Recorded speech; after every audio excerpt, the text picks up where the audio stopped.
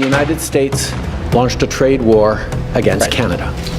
At the same time, they're talking about working positively with Russia, appeasing Vladimir Putin, a lying, murderous dictator. And we're very powerful. This country is very powerful. It's far more powerful than people understand. We have weaponry that nobody has any idea what it is, and it is the most powerful weapons in the world that we have. So nobody's going to do that.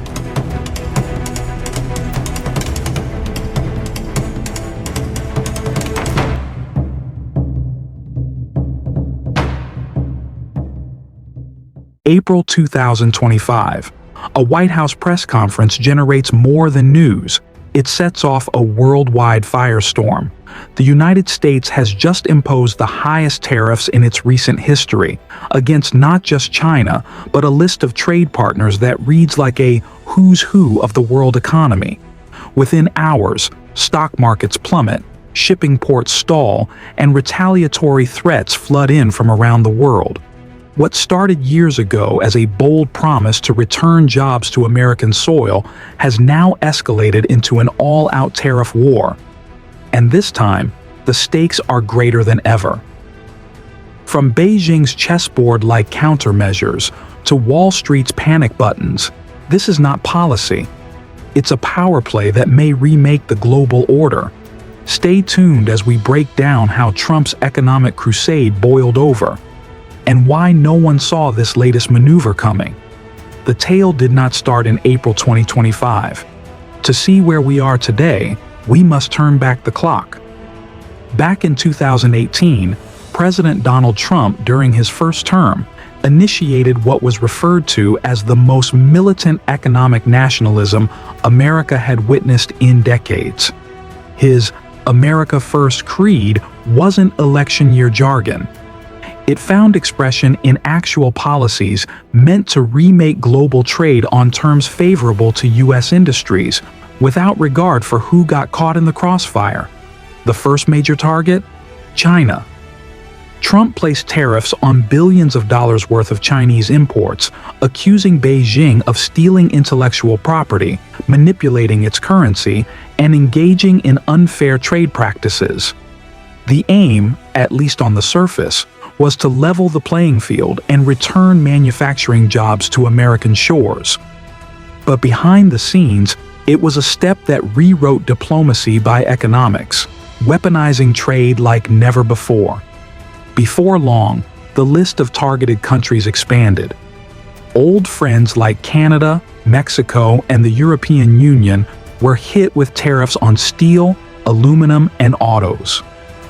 G7 summits and NATO sessions saw confusion and frustration run rampant. Nations that had banked on steady U.S. trade policy for decades were now rushing to protect their economies from capricious, unilateral action. In 2020, the world briefly exhaled. The COVID-19 pandemic forced global economies to pivot inward. Some of the heat was dissipated. But Trump's agenda never truly paused. It simmered. And when he returned to the presidency in 2025, it was clear the trade war hadn't just resumed, it had evolved. By early 2025, the scope of tariffs had expanded dramatically. They no longer merely aimed at raw materials and heavy industry. They now attacked the very nerve center of the digital economy. Semiconductors, green technology parts, rare earth materials, medicines, and AI-linked devices. Trump's government started imposing reciprocal tariffs, reasoning that if another nation taxed American products at 40%, then the U.S. would retaliate in kind. It was packaged as fairness, but in reality, it caused shockwaves across the world's supply chains. These actions were greeted with a combination of anger and retaliation. China rapidly retaliated with its own tariffs, targeting red state farm exports such as soybeans and pork, intentional pressure points for Trump's home base. The European Union slapped tariffs on American technology companies. Canada and Mexico complained to international trade organizations. And while Trump's government frequently waved off these reactions as expected whining, The economic impacts were real and increasing. Diplomatic relations grew strained. Trade negotiations that had once lasted months now dragged on for years. World confidence in the solidity of American policy faltered. Increasingly, nations turned to one another, creating regional arrangements that ignored Washington entirely. The former U.S. leadership in world trade was beginning to appear optional. But then Trump doubled down. His allies cheered the tariffs as a means of saving American industries, lowering reliance on overseas manufacturing and pushing back against countries perceived as taking advantage of U.S. niceness. But his detractors said the price tag was mounting. Higher prices for consumers, more inflationary pressure, and an increasing perception of isolation. And then April 2025. A rapid escalation, tariffs on Chinese imports to a record high of 145%. China hit back with 125% on essential American goods. Markets shook. Allies were taken aback. Nobody had foreseen this particular spike, let alone so quickly after a fleeting diplomatic thaw earlier in the year. But it wasn't merely the figures that stunned the world, it was the message. Trump wasn't just responding anymore. He was leading the charge into new economic terrain. What began as a presidential campaign promise had evolved into a full-fledged doctrine of trade, one that had the potential to permanently reshape the way countries interact with each other. America was no longer competing according to conventional rules. It was revising them. But China wasn't standing by idly and lashing out via tariffs. Off the radar screen, it was subtly sharpening another instrument of war, one that had nothing to do with vessels, docks, or box checks. One capable of striking America right at the center of its money system. Now, let's take a closer peek at what takes place when a trade war converges with American debt, and whether China has simply uncovered much more lethal means to counterattack. As Trump's trade policy became more intense, China shifted, not only with retaliatory trade tariffs, but with a move that shocked economists and policymakers. The war was no longer being fought at ports and on exports, but in balance sheets and bonds. You see, where tariffs get all the attention, the U.S.-China economic relationship has a quieter, much more sensitive hot button: debt. China's got over $860 billion worth of U.S. Treasury bonds in its pockets, ranking as one of America's biggest foreign creditors. And in the heat of April's tariff hurricane, rumors went around that Beijing might unload much of this debt. This wasn't an empty threat. Just days after Trump announced the historic 145% tariffs, Chinese financial officials hinted at a potential rebalancing of foreign reserves, a diplomatic way of saying, "We're thinking of pulling out." The markets heard it loud and clear. Bond prices soared. The dollar fell. Investors rushed to guess at the consequences of a massive sell-off. Some were worried about a nuclear option scenario, China selling treasuries to destabilize the U.S. economy. Others speculated Beijing wouldn't even have to sell all of its treasuries. Just the threat of it was enough to spook Wall Street and send borrowing costs rising for the U.S. government. But why would China go so far? It's all about leverage. Whereas tariffs can be damaging, they have limited scope. But the U.S. national debt? That's the basis of its entire economic system. If China withdraws, even in part, it sends a message, not only to Washington, but to world markets. We can hurt you in ways tariffs never could. And yet, there's danger on both sides. If China offloads too much, too quickly, it undervalues its own holdings and jolts world markets. It's a gamble that might boomerang. But in this game of high-stakes poker, China appeared willing to call Trump's bluff, or at least make him sweat. Meanwhile, U.S. analysts and political operatives argued over whether it was a warning shot or the opening play in a larger game of economic chess. On Capitol Hill, voices swelled in calls for whether the tariff-first strategy had cornered the world's second-largest economy and whether the U.S. was ready for what would come next. Meanwhile, average Americans started to feel the pinch. Grocery and pharmacy prices started to rise. Export orders for farmers began disappearing overnight. And technology companies, which depend on importing rare earths, were hit with unexpected manufacturing holdups. The White House, nonetheless, held ground. Trump celebrated the tariffs as a demonstration of power, asserting, "We don't need China's money. We need our jobs back." But critics cautioned that this was no longer merely a trade war. It was beginning to resemble a financial Cold War, and the consequences would not be confined to government budgets or Wall Street stocks. As the dust started to settle from China's threat, a larger storm was brewing on the horizon because the global markets weren't the only ones responding. Allies were turning, industries were panicking, and the very fabric of America's domestic economy was starting to unravel. But what did happen within the U.S. as the fallout from April's tariff escalation started to play out? As the tariff war mounted and financial threats hung over them, the reverberations back home in the United States could no longer be ignored. In the heartland, corn and soybean growers watched foreign orders disappear overnight. China, long a leading American agriculture buyer, had redirected orders to Brazil and Argentina. The breadbasket of the world now had overflowing silos and sinking commodity prices. In industrial states, the harm was equally dramatic. American manufacturers, particularly in autos, electronics, and pharma, were suddenly slammed with increasing input prices. Rare earth minerals, once imported cheaply from China, were now hit with heavy tariffs. Supply chains that used to operate like clockwork started to lock up. Small and mid-sized firms, not able to absorb the shock, had to lay off employees or close down entirely. Inflation, already on the rise, ticked upward. Daily essentials, food, batteries, medicine, became pricier. Consumer confidence dipped and Wall Street started to totter. As the White House advocated for economic nationalism, the real-world situation was more nuanced. For many, it didn't feel like protection. It felt like punishment. The backlash wasn't merely economic. It turned political.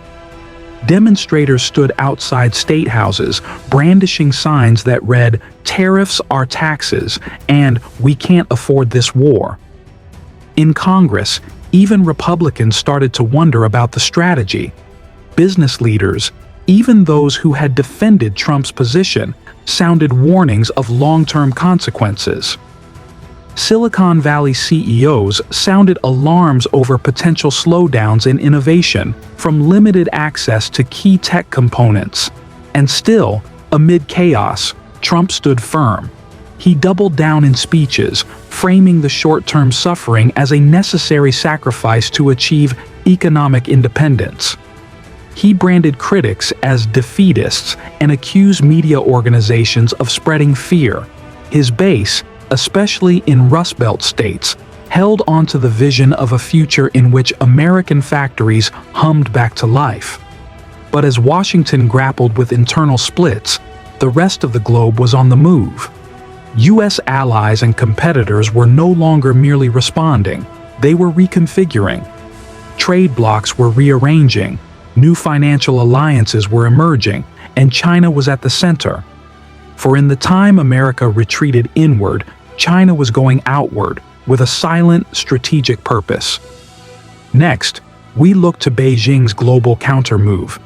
Is China building new alliances, weaponizing technology, and quietly rewriting the rules of global trade without firing a shot? The response? It's playing out before our very eyes. As Washington is stuck in its trade war stalemate, China has subtly mounted a multi-pronged counterattack, not with bluster, but with tactics. Within weeks, Beijing ramped up trade negotiations with the European Union, inked new agricultural agreements with Brazil, and strengthened economic relations with Russia, all to put a buffer against American pressure and restore global standing. At the center of this transformation lies a brash diplomatic initiative. China's Belt and Road Initiative, once understood as a regional endeavor, is now being positioned as a worldwide trade alternative. As America falls back behind tariff walls, China is being regarded by many countries not as an adversary, but as a required collaborator. Throughout Europe, established friends of the United States are reassessing allegiances. Canada and Mexico, both negatively impacted by secondary effects of the U.S. tariff tsunami, have begun to look into new bilateral arrangements, some even with China. The EU, which relied heavily upon American leadership of global trade in the past, is purposefully diversifying supply chains and tech partnerships to mitigate dependence on a mercurial U.S. policy environment. Ireland, for instance, has been an unexpected adaptation case study. Instead of weathering the storm, it has opened new trade missions to Asia and Africa to find new markets for Irish products and position itself as a neutral bridge between Western economies and emerging powers. In the meantime, emerging economies are also changing their playbooks. Countries such as Vietnam, India, and Indonesia are becoming promising alternatives for production as multinational firms look for stability beyond the US-China fault line. But it is not all sailing smoothly.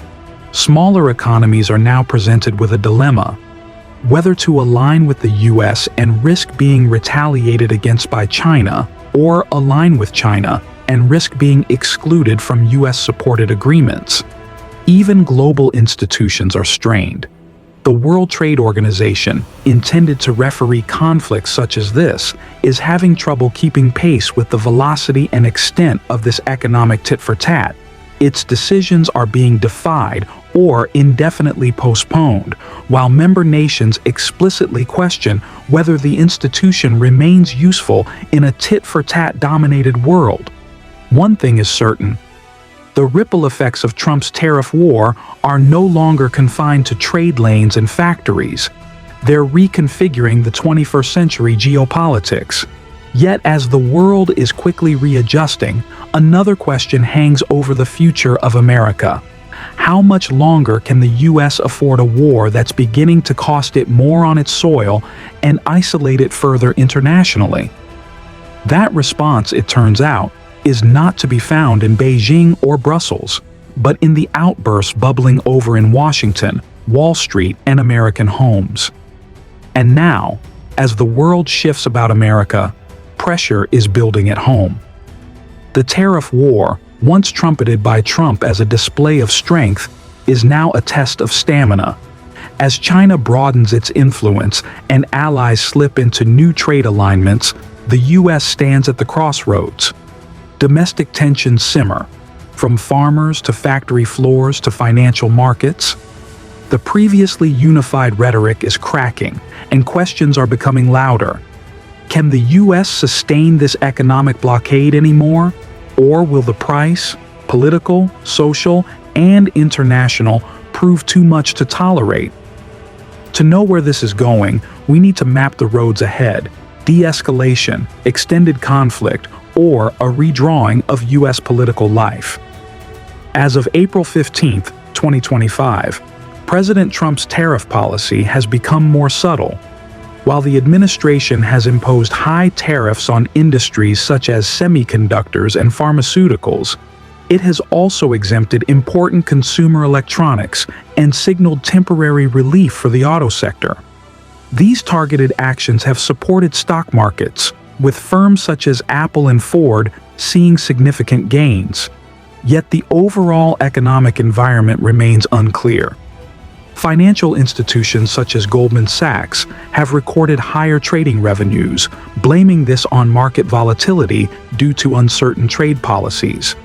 Despite short-term optimism in the market, experts warn that the prevailing uncertainty remains a threat to sustained economic growth. As America continues to ride out this tricky trade environment, the long-term effect of such policies on international economic dynamics and internal stability remains to be witnessed.